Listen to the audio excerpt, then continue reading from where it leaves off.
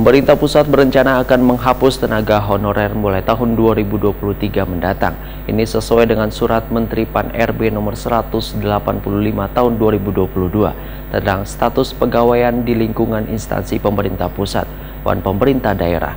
Bila nantinya mengharuskan tenaga honorer dihapus, maka pemerintah kota akan melakukan koordinasi pada perusahaan-perusahaan yang memiliki kinerja terbaik sebagai penyedia jasa.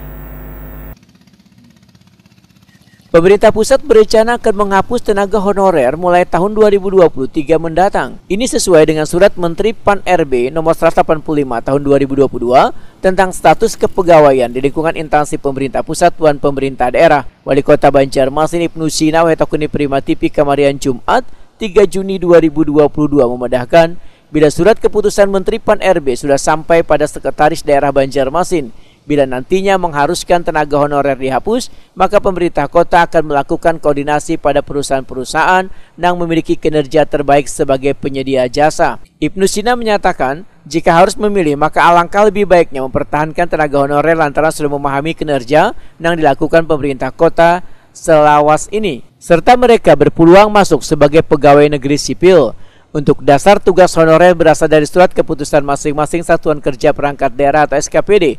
Sedangkan tenaga outsourcing kadang memiliki banyak tanggung jawab lantaran beban wewenang ada di penyedia jasa.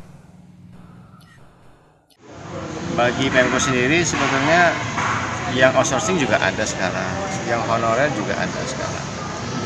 Secara kemudahan itu lebih mudah ketika mereka itu honor. Ya statusnya kan pegawai Pemko. Tapi kalau outsourcing berarti kan statusnya itu dia pihak ketiga. Kita bekerja sama kontraknya dengan pihak ketiga penyedia jasa, penyedia jasa untuk misalnya pelayanan apa gitu di.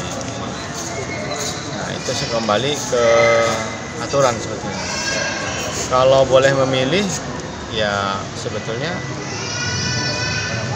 lebih mudah lah pengelolaan ketika mereka itu seperti sekarang honorer mungkin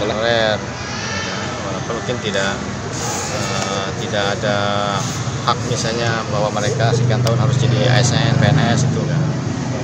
Tapi kalau efisiensi ya Pemko kan tidak mau tahu ya, jasanya apa, cleaning service misalnya, jasanya apa, layanan apa gitu, dan dia yang bekerja sama adalah dari outsourcing, dia ketiga sebenarnya.